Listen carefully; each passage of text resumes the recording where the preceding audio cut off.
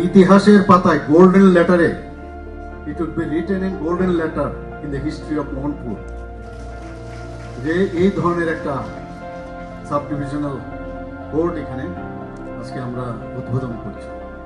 আজকে আমরা মাননীয় প্রধানমন্ত্রীজি নরেন্দ্র মোদীজি যেভাবে ডেভেলপমেন্টের, আজকে ইনফ্রাস্ট্রাকচারের কথা বলুন, নিরাপত্তার বিষয়ে কথা বলুন,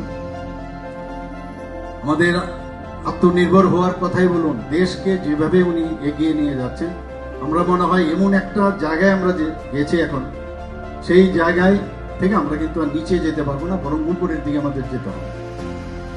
তো সবাই মিলে আজকে সেটা জুডিশিয়ালে হোক, আজকে আমার পূর্ববর্তী বক্তা বলেছেন যে আমাদের গণতন্ত্র 4টা পিলারের উপর আমাদের বসে আছে, এর মধ্যে জুডিশিয়ারিতেও আছেই।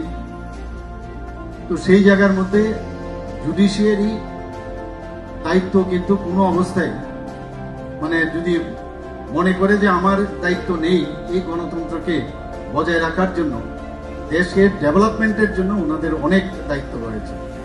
আমি আশা করি যেটা আমাদের পার্টনার হিসাবে, আমাদের সরকারের পার্টনার হিসাবে আমরা যেসব চিন্তা ভাবনা করছি, মাননীয় প্রধানমন্ত্রীজি যেভাবে আমাদের মার্গদর্শন করছেন বা দিয়েছেন, সেই অনুসারে আমাদের ত্রিপুরাকে বিকশিত ত্রিপুরার দিকে, বিকশিত ভারতের দিকে আমরা কিন্তু কাজ করছি। গতকালও আমরা যে বিকশিত ত্রিপুরার 2047-এ আমরা কোন দিকে যাব, তার যে আমরা গাইডলাইন, সেটা গতকাল আমরা কিন্তু ইনোভেশন করেছি।